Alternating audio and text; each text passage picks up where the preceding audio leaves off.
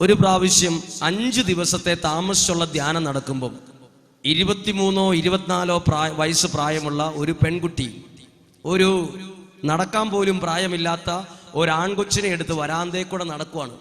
ഒരു ദിവസമല്ല, ദൈവവചനം കേൾക്കാൻ ആ കൊച്ചു സമ്മതിക്കില്ല ഈ സഹോദരിയെ. ആണ് എപ്പോഴും ഒച്ചയും കരച്ചിലും. അപ്പോൾ ഈ സ്ത്രീ പറഞ്ഞു, എന്നെ അതിനകത്ത് കേൾക്കാൻ പറ്റത്തില്ല, കൊച്ചു സമ്മതിക്കുന്നില്ല എന്ന് പറഞ്ഞു. എന്നാലും ഞാൻ പറഞ്ഞു, ഒരു കസേര എടുത്ത് ഏറ്റവും പുറകിലായിട്ടിരുന്നു. അങ്ങനെ ഇവിടെ നിന്നാൽ ശരിക്കും കേൾക്കത്തില്ല, നിങ്ങൾക്ക് കേൾക്കാൻ പറ്റില്ല എന്ന് പറഞ്ഞു. അപ്പോൾ ആ സ്ത്രീ പറഞ്ഞു, മരിക്കാൻ പോകുന്നവർക്ക് ഒത്തിരി കേട്ടിട്ട് ഇപ്പം എന്താ കാര്യം? അപ്പം ഞാൻ ചോദിച്ചു, നിങ്ങൾക്ക് ഈ ചെറിയ പ്രായത്തിൽ നിങ്ങൾ എന്തിനാ മരിക്കാൻ പോകുന്നത്?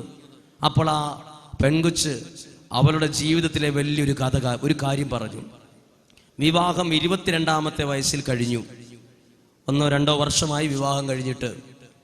വിവാഹത്തിന് മുമ്പ് അമ്മ എപ്പോഴും ഈ മകളോട് പറയുമായിരുന്നു, നീ നല്ലൊരു ജീവിത പങ്കാളിയെ നിനക്ക് കിട്ടാൻ നീ ഇപ്പോൾ മുതൽ പ്രാർത്ഥിക്കണം. എത്ര വർഷങ്ങൾക്ക് മുമ്പ്.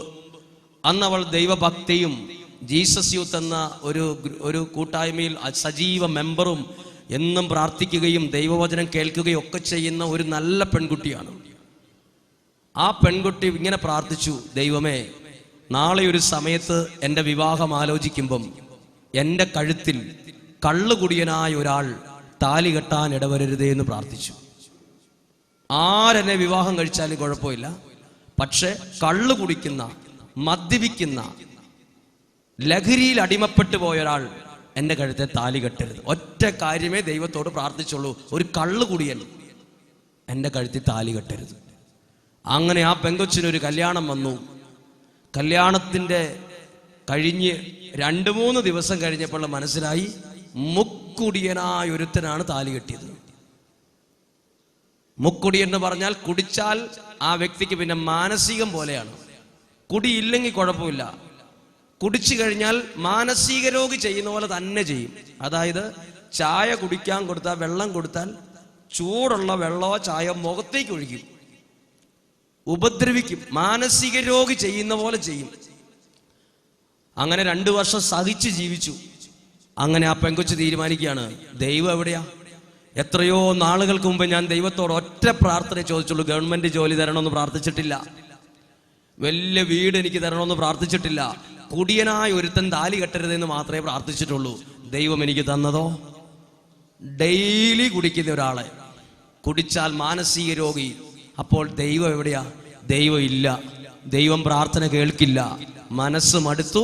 5 ദിവസത്തെ ധ്യാനം കൂടി ഈ കൊച്ചും ഈ തള്ളയും ഈ പെങ്കൊച്ചും മരിക്കാനിരിക്കുകയാണ്. ധ്യാനം കൂടി ഭർത്താവിന്റെ വീട്ടിലേക്ക് തിരിച്ചു പോകാനല്ല, പോയി മരിക്കാൻ. അത് ചുമ്മാ പറയാൻ വേണ്ടി പറഞ്ഞല്ല, തീരുമാനം എടുത്തിരിക്കുകയാണ്. അപ്പോൾ ആ പെങ്കൊച്ച് ചോദിച്ചു, മരിക്കാതിരിക്കാം, പക്ഷെ എൻ്റെ ചോദ്യത്തിന് ഉത്തരം തരണം. എന്തുകൊണ്ടാണ് വർഷങ്ങളായി ഞാൻ പ്രാർത്ഥിച്ചൊരു പ്രാർത്ഥന എൻ്റെ ദൈവം കേൾക്കാതെ പോയത്? 1 വർഷമല്ല, 2 വർഷമല്ല. ഞാൻ എൻ്റെ പ്രായത്തിലുള്ള പല പെൺകുട്ടികളെ പോലെ അല്ല ജീവിച്ചത്. അത്രയും ആർഭാടമായ ഡ്രസ്സ് എനിക്ക് എടുക്കാൻ സാഹചര്യം ഉണ്ടായിരുന്നിട്ടും ഞാൻ എടുത്തിട്ടുണ്ടായിരുന്നില്ല. ഏറ്റവും ദൈവത്തിന് ഇഷ്ടമുള്ളതുപോലെ ജീവിച്ചിട്ട് ഒറ്റ പ്രാർത്ഥന, കുടിയനായ ഒരുത്തൻ എൻ്റെ കഴുത്തിൽ താലി കെട്ടരുത്. ദൈവം എനിക്ക് തന്നതോ ഇതിനൊരു ഉത്തരം തരണമെന്ന് പറഞ്ഞു. എനിക്ക് ആ ഒരു പെൺകുട്ടിയുടെ മുമ്പിൽ ഉത്തരം കൊടുക്കാനില്ലാതെ, ഒരു ദൈവവചനം പോലും പറയാനില്ലാതെ നിന്നപ്പം ഞാൻ പറഞ്ഞു, ഇപ്പം നിങ്ങൾ ഇവിടെ നിൽക്കുക, ഞാൻ വൈകുന്നേരം ഇന്ന് 9 മണിക്കുള്ളിൽ എന്തെങ്കിലും ഒരു നല്ല കാര്യം ദൈവവചനത്തിലൂടെ ഞാൻ പറയും. എനിക്കിപ്പോൾ ഒന്നും കിട്ടുന്നില്ല, സത്യാവസ്ഥ പറഞ്ഞു, എനിക്കൊന്നും നിങ്ങളോട് പറയാനില്ല, ഞാൻ നിങ്ങളുടെ മുമ്പിൽ തോറ്റിരിക്കുന്നു. അന്ന് ഞാൻ കുറച്ച് സമയം വെറുതെ കിട്ടിയപ്പം പ്രാർത്ഥനയിലല്ല, എന്നാലും ഒരു കസേരയിലിരുന്ന് ഞാൻ ഇവരുടെ ഈ സങ്കടം ഇങ്ങനെ കേട്ട് എൻ്റെ മനസ്സിൽ, ഞാൻ ബൈബിൾ എൻ്റെ കയ്യിലുണ്ട്, ഞാനത് തുറന്നു. ബൈബിൾ തുറന്നപ്പോൾ ഒത്തിരി പേര് പറയുന്നത് കേട്ടിട്ടുണ്ട്, ഒരുപാട് സങ്കടത്തിൽ നമ്മൾ ഇരിക്കുമ്പം ദൈവവചനം നമ്മളോട് സംസാരിക്കുമെന്ന് ഞാൻ കേട്ടിട്ടുണ്ട്. എനിക്ക് അത്രയും അനുഭവമായിട്ടില്ലായിരുന്നു. പക്ഷെ ഇപ്പോൾ ഒരു കാര്യം പറയാം, നമ്മൾ ഏത് സങ്കടത്തിൽ നമ്മൾ ഇരുന്ന് ദൈവവചനം തുറന്നാലും ദൈവവചനത്തിൽ നമ്മൾ കാണുന്ന ആ ഒരു പേജില്ലേ, അത് നമുക്കുള്ള പേജായിരിക്കും. നമ്മൾ അടയാളം വെച്ച് തുറക്കാതെ പ്രാർത്ഥിച്ച് സങ്കടത്തിലിരിക്കുമ്പോൾ ദൈവമേ എന്ന് ചോദിച്ചാൽ ദൈവം ഒരു ഉത്തരം തരുന്നത് ചിലപ്പോൾ 148 പേജ് നമ്മൾ തുറന്നു പിടിക്കുമ്പം 148 പേജിൽ 3-ാമത്തെ പാരഗ്രാഫ് വായിക്കുമ്പോൾ തോന്നും, ദൈവമേ, എൻ്റെ സഹനത്തിൽ ഇപ്പോൾ എനിക്ക് ഉത്തരമാണല്ലോ ഇത്. ദൈവവചനത്തിലൂടെ ദൈവം നമ്മളോട് സംസാരിക്കുന്നുണ്ട്. പറഞ്ഞേ ഹല്ലേലൂയ, ഹല്ലേലൂയ. ദൈവം സംസാരിക്കും.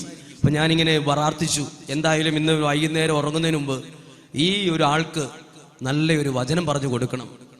അങ്ങനെ എനിക്ക് ബൈബിളിൽ ഒരുപാട് പ്രാവശ്യം വായിച്ചിട്ടുണ്ടെങ്കിലും അധികം വലിയ ശ്രദ്ധ കൊടുക്കാത്തൊരു വചനമാണ് ബൈബിളിൽ അപ്പസ്തോല പ്രവർത്തനം 148 പേജിൽ 16-ാം അധ്യായം 25 മുതലുള്ള വാക്യമാണ് ഈ ഒരു പ്രാർത്ഥനയ്ക്ക് മുമ്പിൽ ദൈവം തുറന്നു തന്ന ദൈവവചനം. എന്നറിയാമോ? ആ പെൺകുട്ടി ചോദിച്ചു, എൻ്റെ പ്രാർത്ഥന ദൈവം എന്തുകൊണ്ട് കേട്ടില്ല? ഞാൻ അതുകൊണ്ട് മരിക്കാൻ പോവാണ്. ഞാൻ വലുതായിട്ടൊന്നും ചോദിച്ചിട്ടില്ല, പക്ഷെ എനിക്കൊരു ഉത്തരം തരുവാണ്. ഒരു ഉത്തരം, നല്ലൊരു ഉത്തരം തന്നു. അതാണ് അപ്പസ്തോല പ്രവർത്തനം 16-ാം അധ്യായം 25 മുതലുള്ള വചനം. അതിനകത്ത് എഴുതിയിരിക്കുന്ന 1-ാമത്തെ വചനമാണ് എഴുതിയത്. അർദ്ധരാത്രിയോടടുത്ത് പൗലോസും സീലാസും കീർത്തനം പാടി ദൈവത്തെ സ്തുതിക്കുകയായിരുന്നു. ഹല്ലേലൂയ. ശ്രദ്ധിച്ചേ, അതിന്റെ ഹെഡിങ് എന്നറിയാമോ? പൗലോസും സീലാസും പാതിരാത്രി 12 മണിക്ക് ദൈവത്തെ സ്തുതിച്ചു എന്ന് പറഞ്ഞാൽ വീട്ടിലിരുന്നല്ല, ജയിലിൽ കിടന്ന്. പൗലോസും സീലാസും ജയിലിൽ കിടക്കേണ്ടി വന്നു. അവരെ സംബന്ധിച്ചിടത്തോളം ഭയങ്കര സഹനമാണത്. ഞാൻ പൗലോസ്ലീഹായോടും സീലാസിനോടും ആത്മീയമായി ചോദിക്കുകയാണ് അവരോട്, എന്തുകൊണ്ടാണ് നിങ്ങൾ വലിയ ഭക്തന്മാരും ദൈവം പറഞ്ഞ വാക്കനുസരിച്ചവരും അല്ലേ, നിങ്ങൾക്ക് എന്തിനാ ഇത്രയും സഹനം ദൈവം തന്നേ? പൗലോസ്ലീഹായോടും സീലാസിനോടും നിങ്ങൾ ചോദിച്ചു നോക്ക്, എന്തുകൊണ്ടാ പൗലോസ്ലീഹായ നിങ്ങൾക്ക് വലിയ സഹനം വന്നല്ലോ? അപ്പോൾ പൗലോസ്ലീഹായും ഈ സീലാസും നമ്മളോട് ഉത്തരം പറയുന്ന കാര്യം ഞാൻ പറയാം. പൗലോസും സീലാസും ജയിലിൽ കിടക്കുന്നു. ജയിലിൽ വേറെ കുറെ പേരുണ്ട്. പക്ഷെ പൗലോസും സീലാസും ജയിലിൽ കിടന്നപ്പോഴാണ് ഈ ജയിലിനകത്തുള്ള കുറെ പേര് ആരെ അറിഞ്ഞത്? ദൈവത്തെ അറിഞ്ഞത്. അതെപ്പോഴും ഓർക്കണം. പൗലോസും സീലാസും സാവൂളായ മനുഷ്യൻ മാനസാന്തരപ്പെട്ട് പൗലോസായി മാറിയ വിശുദ്ധനായ വ്യക്തിയാണ്. ദൈവഹിത അനുസരിച്ച് പ്രാർത്ഥിക്കുന്ന, ദൈവത്തിന് വേണ്ടി നിലകൊള്ളുന്ന വ്യക്തിക്ക് ദൈവം കൊടുത്തു തന്നെ ജയിലിൽ കിടക്കേണ്ട അനുഭവം, സഹനം. ഡയറക്റ്റ് ആയിട്ട് ചോദിച്ചു നോക്ക്, പൗലോസ്ലീഹായെ നിനക്ക് പോലും സഹനമാ തന്ന ദൈവം എന്തുകൊണ്ട് കൊടുത്തു? അതിനുത്തരമാണ്, പൗലോസ്ലീഹായ്ക്കും ഈ സീലാസിനും പകരം വേറെ 2 പേരായി ജയിലിൽ കിടന്നെങ്കിൽ ആ ജയിലിലുള്ളവർ ആ ഇരുട്ടിക്കിടന്ന് ദൈവത്തെ അറിയാതെ അവരുടെ ജീവിതം തകർന്ന് പോയനെ. എന്നാൽ പൗലോസും സീലാസും ആ ജയിലിൽ ചെന്നതോടുകൂടി ആ ജയിലിനകത്തുള്ളവർ എന്തൊക്കെ കേട്ടു? ദൈവത്തെക്കുറിച്ച് കേട്ടു, പ്രാർത്ഥിക്കുന്ന സ്വരം കേട്ടു, അർദ്ധരാത്രിയിൽ ദൈവത്തെ സ്തുതിക്കുന്നവരെ കുറിച്ച് കണ്ടു, ദൈവത്തെക്കുറിച്ച് ഒരു അറിവും ഒരു വെളിച്ചവും അവർക്കുണ്ടായി. ശ്രദ്ധിച്ചേ, ചില സങ്കടങ്ങൾ എനിക്കെന്തിനാ ദൈവം തരുന്നത്? ദൈവത്തെ അറിയാത്ത പലർക്കും ദൈവത്തെ കൊടുക്കാൻ ചില സങ്കടങ്ങൾ ദൈവം എനിക്ക് തരും. പറഞ്ഞേ ഹല്ലേലൂയ. അപ്പൊ ഞാൻ ഈ പെൺകുട്ടിയോട് ചോദിച്ചു, വൈകുന്നേരം ആരാധനയ്ക്കൊക്കെ ശേഷം ചോദിച്ചു, നിന്റെ സഹനത്തിന് ഒരു ഉത്തരം ദൈവം എനിക്ക് തന്നിട്ടുണ്ട്, ഒരു 10 മിനിറ്റ് നീ മാറി നിൽക്കുവാണ്, ഞാൻ നിന്നോടത് പറയാം. അങ്ങനെ അവർ മാറി നിന്നു. ഒരു വരാന്തയുടെ സൈഡിൽ നിന്ന് ഞാൻ പറഞ്ഞു കൊടുത്തു, അതായത് നിന്റെ ഭർത്താവിന്റെ സ്വഭാവം എന്തൊക്കെയാണ്? മാനസിക രോഗിയെ പോലെ കുടിക്കുന്ന കുറെ കൂട്ടുകാർ പറയുക, നമുക്കിന്ന് തിരുവനന്തപുരത്ത് പോകണം. അന്ന് ഭാര്യയോട് പോലും പറയില്ല, 3 ദിവസം കഴിഞ്ഞ് വരുവുള്ള ഒരൊറ്റ പോക്കാണ്. പിന്നെ വരുമ്പോൾ വേറൊരു കോലത്തിൽ, ഒരു ഭ്രാന്ത് പിടിച്ച, ഒരു സ്നേഹമില്ല, മിണ്ടിയേല, പറയേല, ഉപദ്രവിക്കുന്ന, ചവിട്ടുന്ന, അടിക്കുന്ന, സംശയരോഗമുള്ള, ലഹരിക്ക് അടിമപ്പെട്ട ഒരു മനുഷ്യൻ. ഈ മനുഷ്യൻ പള്ളിയോ ദൈവമോ ദേവാലയോ ഒന്നും ഈ വ്യക്തിക്ക് പ്രശ്നമല്ല. കുറെ നാട്ടുകാരും കുറെ കൂട്ടുകാരും മാത്രം, അവരാണ് ദൈവങ്ങൾ. അതാണ് ദൈവം, നാട്ടുകാരും വീട്ടുകാരും. പക്ഷേ ഈ പെങ്കൊച്ചോ എത്രയോ നാളുമ്പ് ദൈവത്തെ അറിഞ്ഞ് പ്രാർത്ഥിച്ച് ദൈവമേ എന്ന് വിളിച്ച് ദൈവാനുഭവമുള്ള ആള്. ആ വ്യക്തിക്ക് ദൈവം കൊടുത്തതോ മുക്കുടിയൻ. എന്തിനാ കൊടുത്തത്? ഈ വ്യക്തിക്ക് പകരം വേറൊരു പെൺകുട്ടിയാണ് ഈ മനുഷ്യനെ വിവാഹം ചെയ്യുന്നെങ്കിൽ 1 വർഷം പോലും തികയ്ക്കില്ലായിരുന്നു അതിന്റെ പാട്ടിന് പോയനെ. പക്ഷെ ഒരു കാര്യം, ഈ പ്രാർത്ഥിച്ച വ്യക്തിക്ക് ദൈവം എന്തിനാ ഈ സഹനം കൊടുത്തത്? ഈ വ്യക്തിയിലൂടെ ദൈവത്തിനൊരു ഹിതമുണ്ട്. എന്ത്? ഈ വ്യക്തി വേണം ദൈവത്തെ അറിയാത്ത ഈ മനുഷ്യനെ, ജീവിത പങ്കാളിയായ ഈ ഭർത്താവിനെ ദൈവത്തിങ്കിലേക്ക് അടുപ്പിക്കാൻ.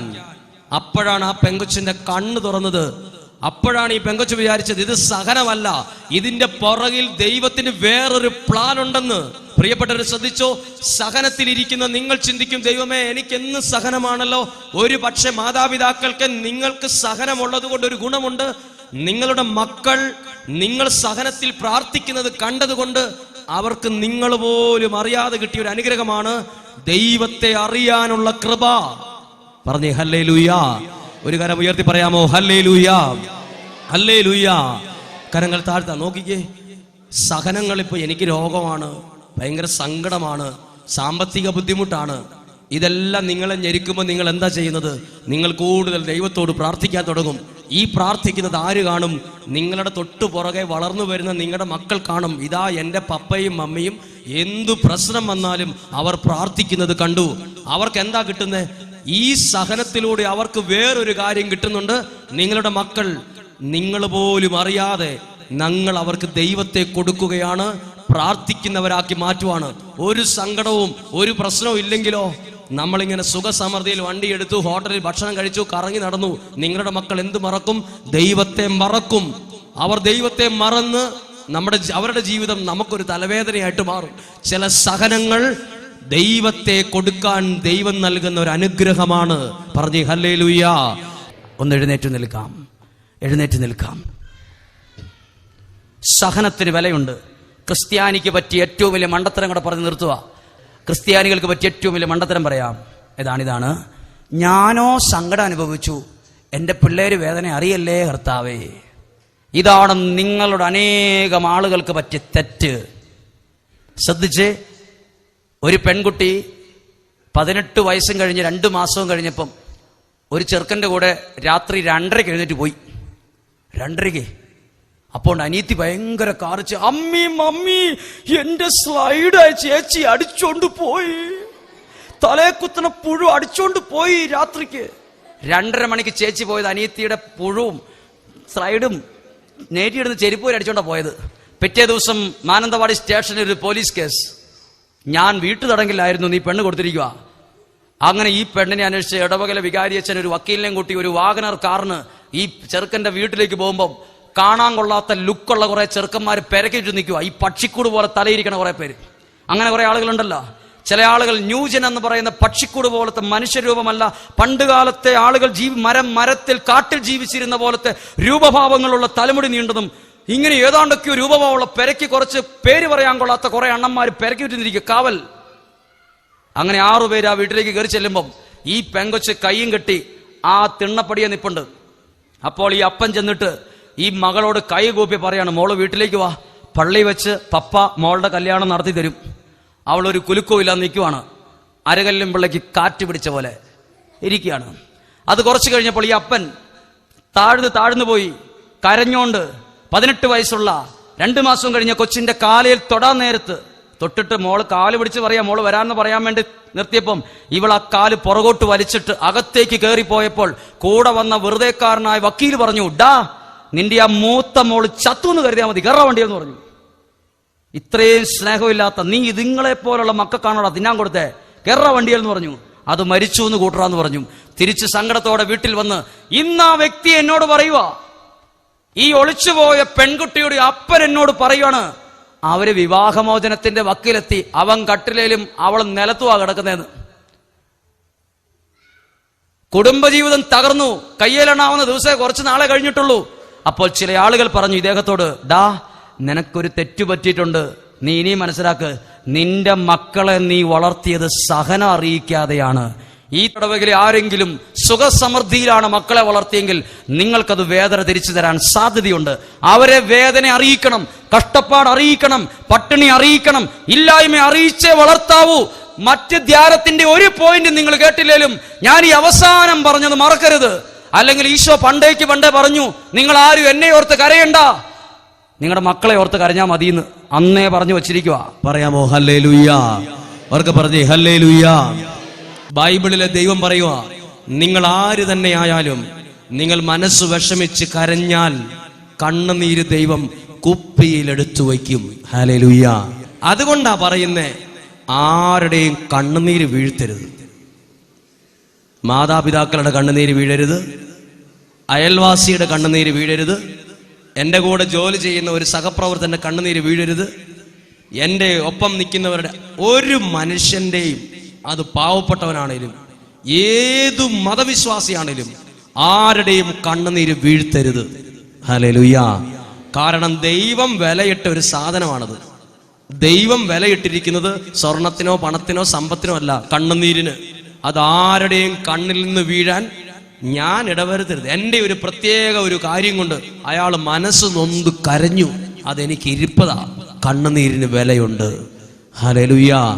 പല മക്കളും അറിഞ്ഞിരിക്കണം, ചില ചെറുപ്പക്കാരായ മക്കൾ അറിഞ്ഞിരിക്കണം, അവരോരോ ജീവിതാന്തസ് തിരഞ്ഞെടുക്കുമ്പം പലരും ജീവിതാന്തസ് തിരഞ്ഞെടുക്കുന്നത് മാതാപിതാക്കളുടെ ഒരുപാട് കണ്ണുനീര് മേടിച്ചെടുത്തിട്ടാ വിവാഹ ജീവിതത്തിലേക്ക് കാലെടുത്ത് വയ്ക്കുന്നത്. മാതാപിതാക്കളുടെ കണ്ണുനീര് മേടിച്ചിട്ടാ വിവാഹ ജീവിതത്തിലേക്ക് കാലെടുത്ത് വെക്കുന്നുണ്ടെങ്കിൽ ആ വിവാഹ ജീവിതത്തെ അത് സാരമായി ബാധിക്കും. മാതാപിതാക്കളുടെ അനുഗ്രഹം കിട്ടേണ്ട സമയത്ത് കണ്ണുനീരാണ് വീണതെങ്കിൽ ജീവിതത്തെ അത് ഇളക്കി മറിച്ച് കളയും. കണ്ണുനീരിന് ദൈവം പോലും വിലയിട്ടിട്ടുണ്ട്. കണ്ണുനീരിന് വിലയുണ്ട്. പറഞ്ഞേ ഹല്ലേലൂയാ. അവർക്ക് പറഞ്ഞേ ഹല്ലേലൂയാ. അടുത്ത വചനം കൂടെ നോക്കിക്കേ. അവിടുന്ന് കണ്ണുനീർ കണങ്ങൾ കുപ്പിയിൽ ശേഖരിച്ചിട്ടുണ്ട്, അവ അങ്ങയുടെ ഗ്രന്ഥത്തിൽ ഉണ്ടല്ലോ. ഏതാ ദൈവത്തിന്റെ ഗ്രന്ഥത്തിലുള്ളത്? ഞാൻ അനുഭവിച്ച സങ്കടങ്ങൾ ദൈവത്തിന്റെ ഗ്രന്ഥത്തിനകത്തുണ്ടല്ലോ എന്ന്. അപ്പോൾ നമ്മൾ ആരും ഇനി പരാതി പറയരുത്, എൻ്റെ സങ്കടം ആരും കണ്ടില്ലല്ലോ, കേൾക്കുന്നില്ലല്ലോ, അറിയാൻ ആരുമില്ലല്ലോ. അത് ദൈവത്തിന്റെ ഗ്രന്ഥത്തിൽ, ജീവപുസ്തകത്തിലുണ്ട്. പറയാമോ ഹല്ലേലൂയാ? അവർക്ക് പറഞ്ഞേ ഹല്ലേലൂയാ.